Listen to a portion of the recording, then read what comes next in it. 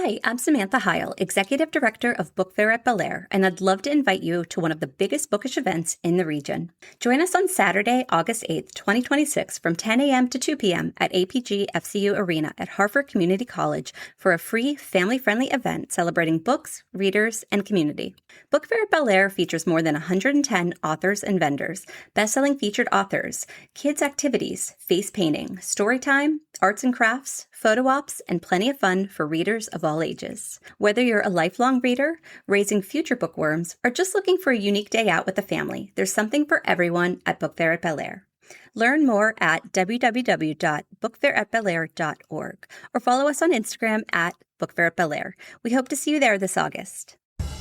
Coming to you from the Freedom Federal Credit Union Studios, Hartford County Living presents Conversations with Rich Bennett. Slow pitch affairs.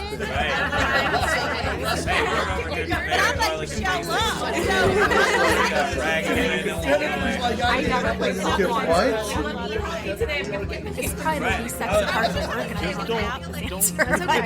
No. The truth is, Today, we're doing something a little different again.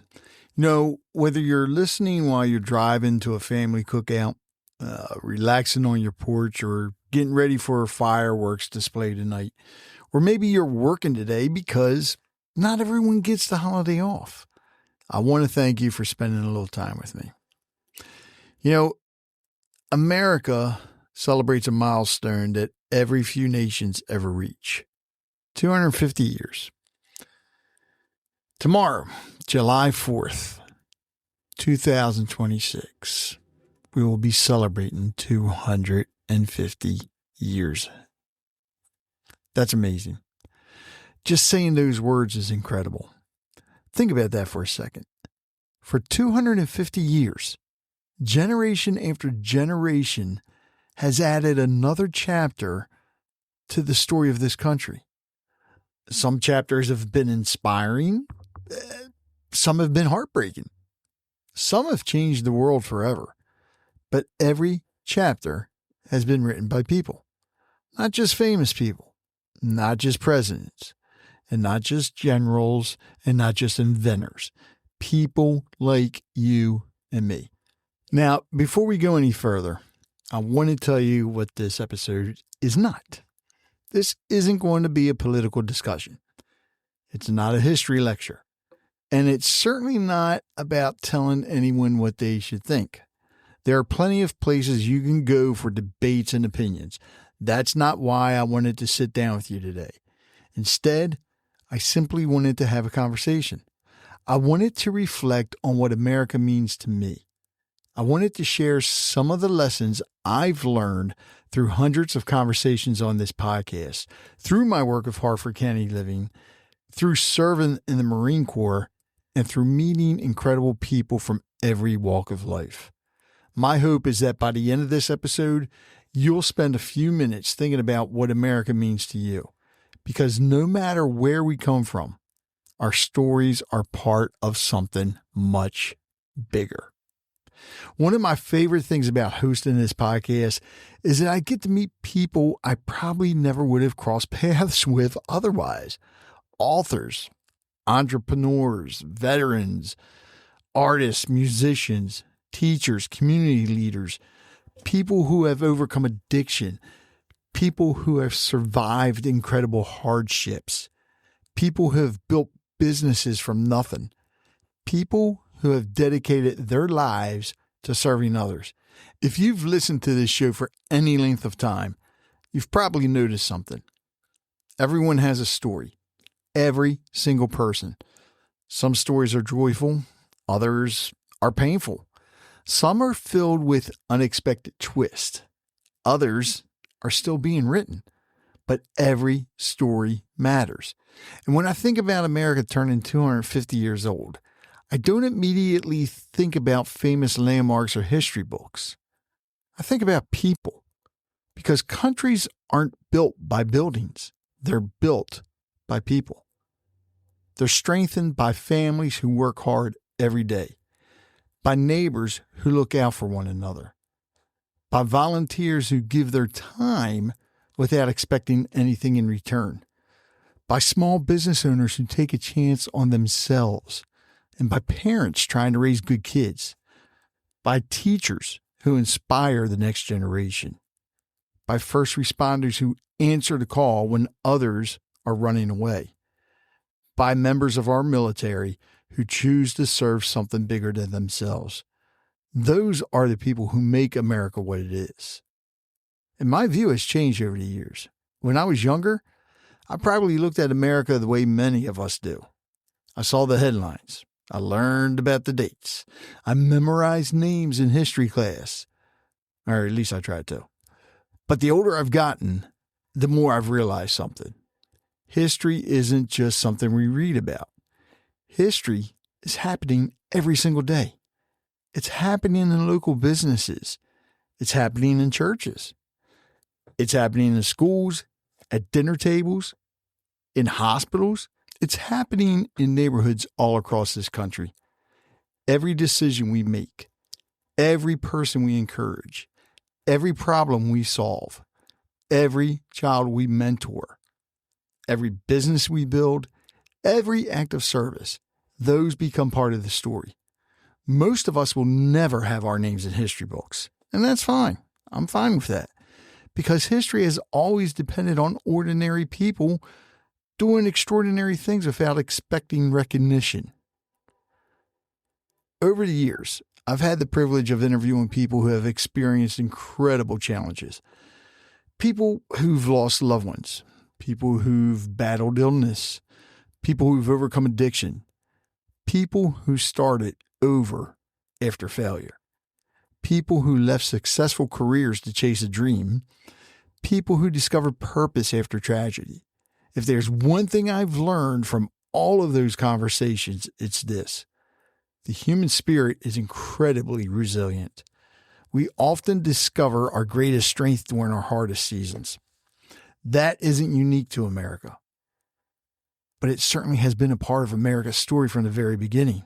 This country has faced wars, economic hardship, natural disasters, division, moments of uncertainty. And somehow, generation after generation has continued moving forward. Not because life was easy, but because people refused to give up. That's something worth remembering today. Not because it makes us perfect, but because it reminds us that perseverance has always been one of our greatest strengths. Yeah, this is a birthday we're celebrating. Birthdays are interesting. Whether it's celebrating a person or a nation, they naturally cause us to reflect. We think about where we've been. We think about what we've accomplished. We think about the people who influenced our lives. And we think about where we're headed next. America's 250th birthday should do exactly that. It's a chance to appreciate the sacrifices that came before us. It's a chance to recognize the people who continue serving today. And it's a chance to ask ourselves what kind of future we're helping create. Because one day, people will look back at this generation. They'll ask what mattered to us, how we treated one another, what we stood for, what we built, what we left behind. And that's a responsibility every one of us shares. Not just elected officials, not just community leaders, all of us. Whether our influence reaches millions of people or just one, every life touches another life. Every conversation matters. Every act of kindness matters. Every example matters. That's the beauty of living in a country where every individual has the opportunity to make a difference. And that's one of the reasons I'm grateful to call America home. One of the questions I get asked quite a bit is, after interviewing so many people, what's the biggest thing I've learned? And it's a great question. And honestly, it's not an easy one to answer. When you've sat across from hundreds of people, each with a different background, a different career, a different life story, you realize something pretty quickly. Success doesn't have one definition. Courage doesn't look the same for everyone. And purpose has a funny way of finding people when they least expect it. I've talked with best-selling authors who doubted themselves before writing their first book. I've interviewed entrepreneurs who nearly gave up before their business finally took off. I've met veterans whose service didn't end when they took off the uniform because they continued serving their communities in different ways. I've spoken with nonprofit leaders who looked at a problem and decided they weren't going to wait for someone else to solve it. I've met musicians who poured their struggles into songs that gave hope to complete strangers. I've even talked with people in recovery who transformed their darkest moments into opportunities to help others find light again. Every one of those conversations has taught me something. Not because the guests were famous, not because they had all the answers, but because they were willing to be honest. Success isn't about recognition. One thing I've learned is that people who make the biggest impact are often the ones who aren't looking for recognition. They're simply doing what they believe is right. Think about that. The teacher who stays after school to help a struggling student. The volunteer who quietly shows up every weekend. The small business owner who sponsors a local youth team. Or the neighbor who checks on an elderly couple after a storm. The parent working 2 jobs to give their children more opportunities. Those stories rarely make national headlines, but they're happening every day. And I would argue they're just as important as the stories that do. I've always believed that success isn't measured only by dollars or rewards. It's measured by the lives you touch. It's measured by whether people are better because you were part of their journey. That's true for individuals. And I think it's true for nations too. Service comes in many forms. As many of you know, I served in the Marine Corps. I'm proud of that chapter of my life. Military service teaches you a lot about discipline, teamwork, sacrifice, and responsibility. But over the years, I've come to realize something. Service doesn't end with military service. In fact, service wears a lot of different uniforms. Sometimes it's a police officer. Sometimes it's a firefighter. It's an EMT answering a call in the middle of the night. Sometimes it's a nurse working another 12-hour shift. A teacher who buys classroom supplies with their own money. Sometimes it's a coach giving up evenings to mentor young athletes. It's someone serving meals at a local shelter. Sometimes it's someone caring for a family member who can no longer care for themselves. Not all heroes wear uniforms. Some wear work boots. Some wear scrubs. Some wear aprons.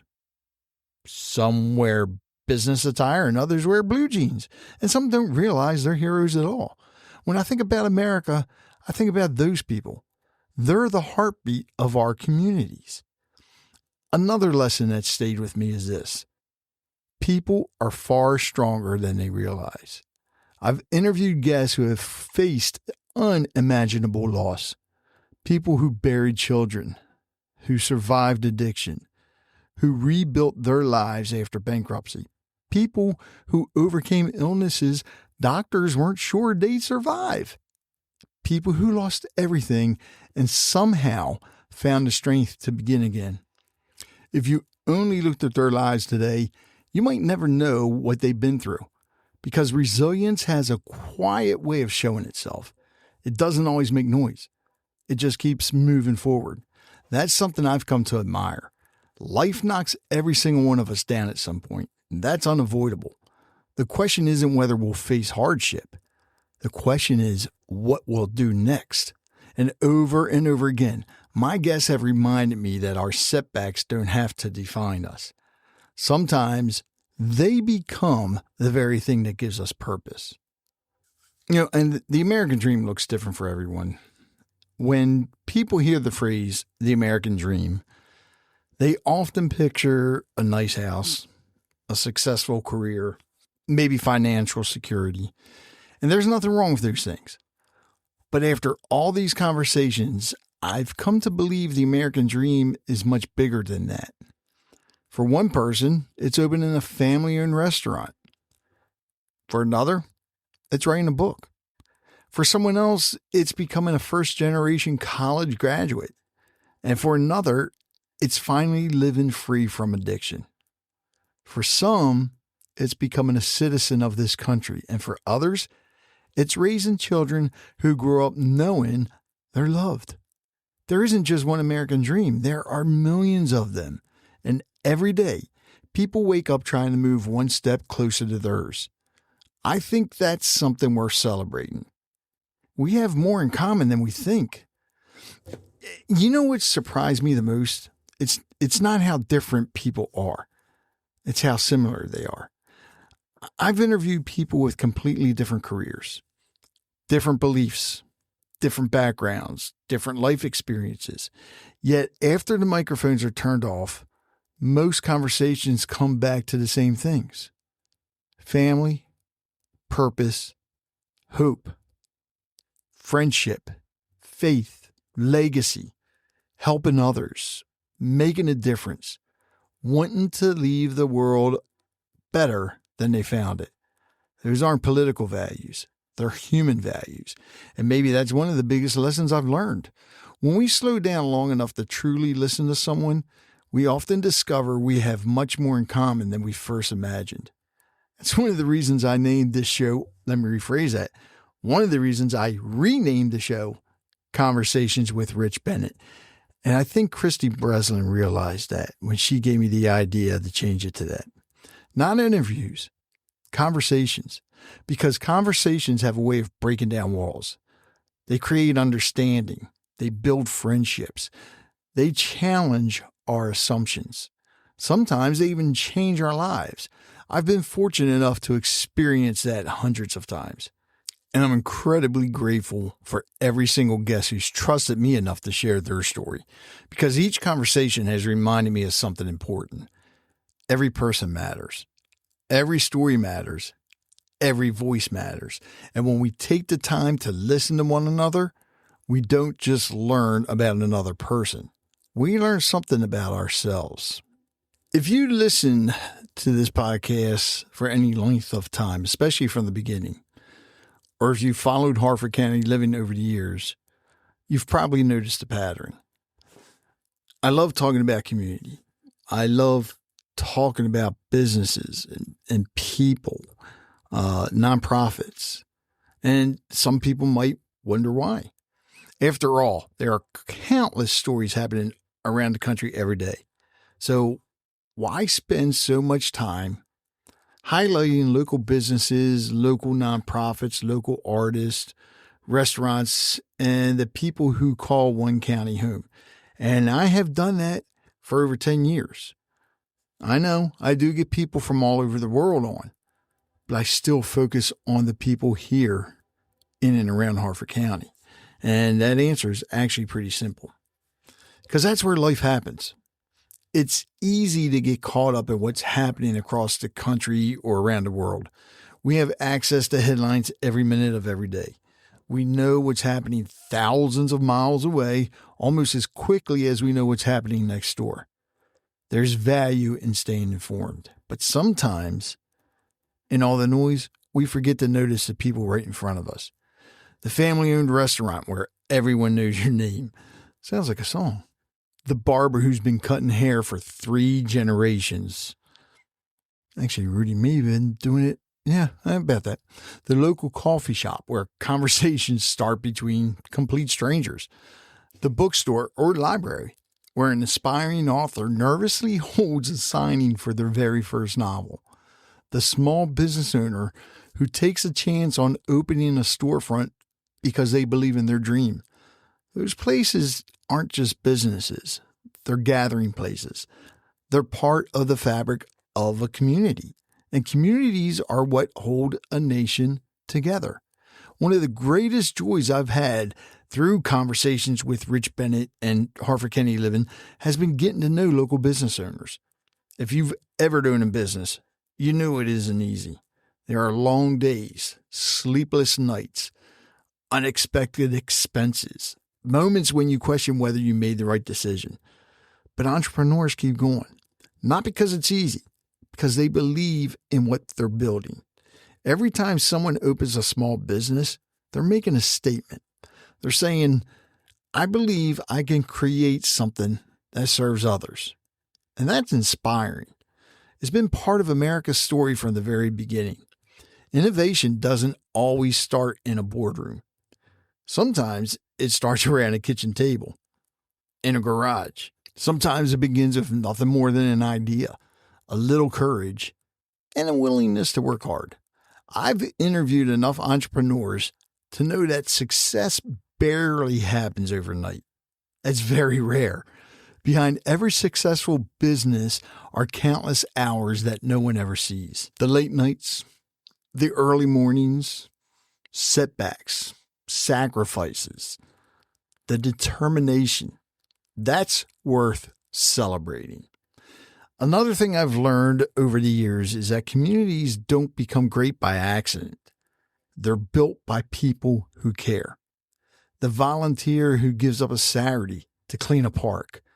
The coach who spends evenings helping kids improve. The nonprofit that steps in when someone has nowhere else to turn. Or the first responder who answers a call without knowing what they'll face. The librarian who helps a child discover the love of reading, or the neighbor who checks on someone after a storm. Those moments don't usually make the evening news, but they make communities stronger. And when enough communities become stronger, the entire country benefits. That's one of the reasons I enjoy highlighting nonprofits so much. Many of them operate quietly. They don't seek recognition.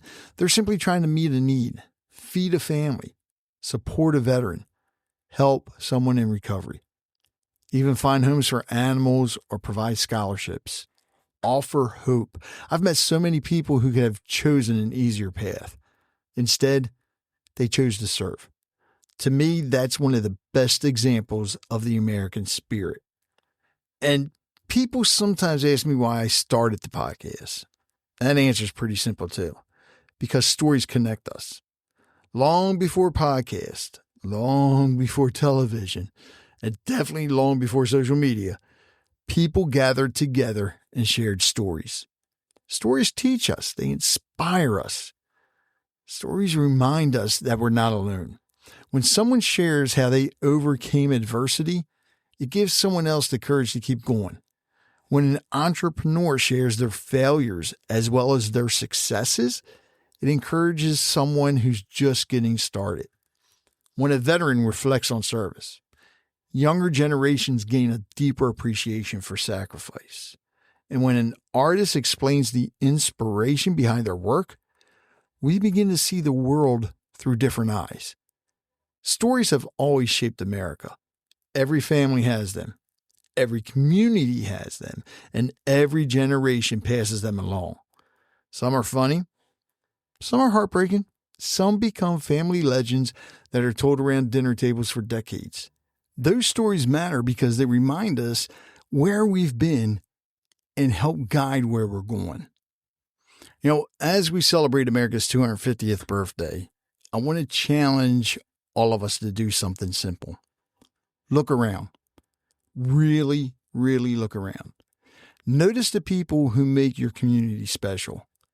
Thank the cashier who greets everyone with a smile. If they're not smiling, smile at them. Support the family-owned business instead of always choosing the biggest corporation.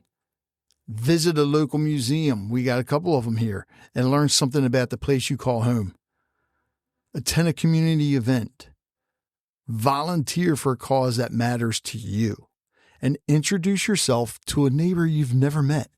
Sometimes we spend so much time looking at what's wrong with the world that we miss everything that's right in our own backyard.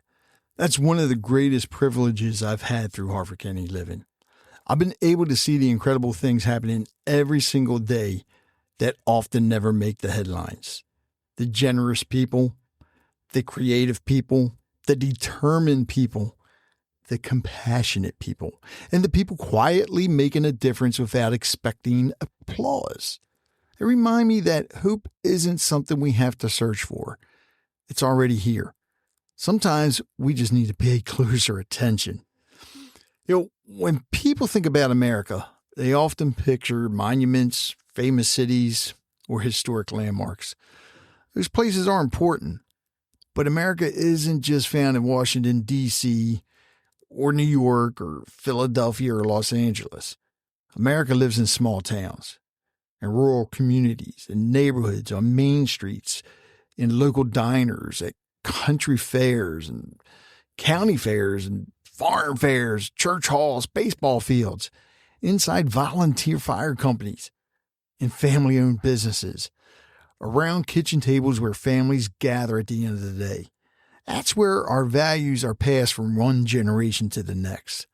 That's where children learn the importance of honesty, kindness, respect, and hard work. That's where friendships are formed. That's where memories are made.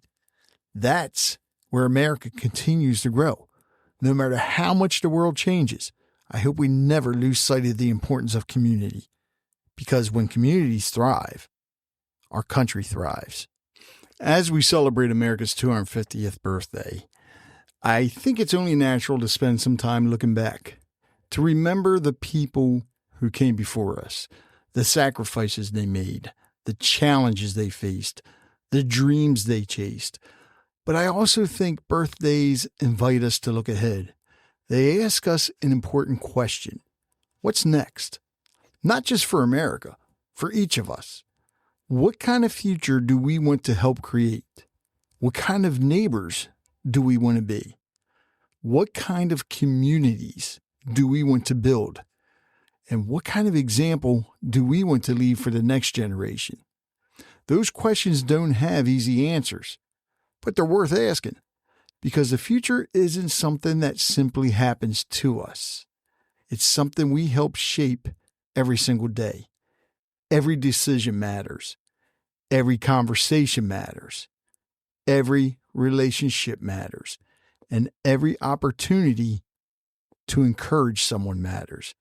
None of us knows exactly what America will look like 25 years from now, or 50 years from now, or when someone gathers to celebrate America's 300th birthday. I know for the bicentennial, 1976, yes, I was around for that. I remember it well.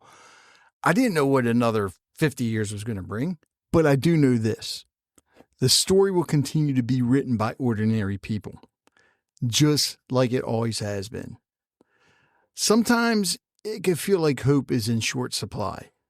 Turn on the television, scroll through social media, or read the headlines, and it's easy to believe that division is all around us. But that's not the America I see every day. The America I see is filled with people who care. I see volunteers giving their time because they want to make a difference. I see nonprofit leaders pouring their hearts into helping complete strangers. I see small business owners investing in their communities. I see parents doing everything they can to give their children a better future. I see teachers who refuse to give up on a struggling student. I see first responders answering calls they never know if they'll return home from. I see veterans continue to serve long after their military careers have ended. I see artists using their gifts to inspire. I see authors sharing stories that encourage people they've never met. And I see neighbors helping neighbors. That's the America I know. Is it perfect? No. Has it ever been? No, absolutely not. But perfection has never been the goal. Progress has. Every generation has inherited challenges. Every generation has also inherited opportunities. The question has never been whether there will be obstacles. The question has always been how we respond to them. And if history has taught us anything over the past 250 years, it's that Americans have an incredible ability to adapt, create, rebuild, and move forward. That's something worth celebrating. So before I wrap up, I want to say thank you. Thank you to everyone who's listened to Conversations with Rich Bennett over the years. Some of you have been with me since the beginning when it was Harford County Living with Rich Bennett. Others found the show only recently. No matter when you joined, you've become part of this journey. So thank you to every guest who's trusted me enough to share their story. Every conversation has taught me something. Every episode has reminded me that people are far more interesting than headlines ever give them credit for. Thank you to the sponsors and partners who believe in what we're building. Because of your support, these conversations continue to reach listeners around the country and around the world. 140 countries as of today, and over 4,300 cities. And thank you to everyone who supported Hartford County Living. One of the greatest privileges of my life has been shining a light on the good that's happening in our communities. People often ask me why I focus so much on positive stories. And the answer is simple. Because they're there every single day. Good people are doing good things. Sometimes they simply need someone to tell their story. As I was preparing for this episode, I kept coming back to one simple idea. America isn't just a place. It's a collection of millions of individual stories. Some stories begin here. Some begin somewhere else before finding a home here. Some are stories of triumph. Some are stories of heartbreak. Most are a little bit of both, but together they become something remarkable. 250 years ago, a bold idea was set in motion.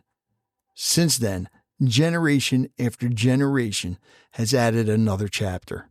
And now it's our turn. Not to write the entire story, just our chapter. And I hope it's a chapter defined by character, integrity, compassion, curiosity, service, courage, community, and hope. Because those qualities don't belong to one political party. They don't belong to one generation. They belong to all of us. So as we celebrate America's 250th birthday, I hope you'll take a moment to reflect on the people who've shaped your life, the family members who sacrificed for you, the teachers who believed in you, the friends who stood beside you, the veterans who defended our freedoms, the first responders who keep our communities safe, the small business owners who make our neighborhoods unique, the volunteers who quietly make life better for others, and maybe, just maybe, take a moment to think about the role you're playing in someone else's story. You don't have to be famous to make a difference. You don't have to hold public office. You don't have to have millions of followers.